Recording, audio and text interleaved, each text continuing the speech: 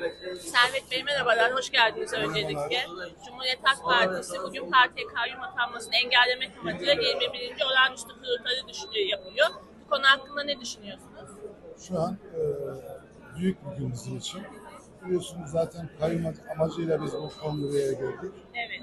Kongreyi el birliğiyle genel başkanımızın arkasında durarak bütün delegelerin oylarını toplayarak büyük bir zaferle çıkmayı düşünüyoruz. İnşallah güzel olacak. Evet.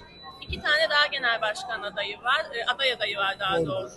%5 delegelerin oranı alırsa onlar da aday olacak. Bu konu hakkında bir şey söylemek ister misiniz? Yani demokratik bir yarıştalar arkadaşlarımız. Ama bugün o gün değil, genel başkanımızın arkasında durmak zorundayız. Sonuna kadar da genel başkanın arkasındayız inşallah. Çok teşekkür ederim. Son olarak eklemek istediğiniz bir şey var mıdır?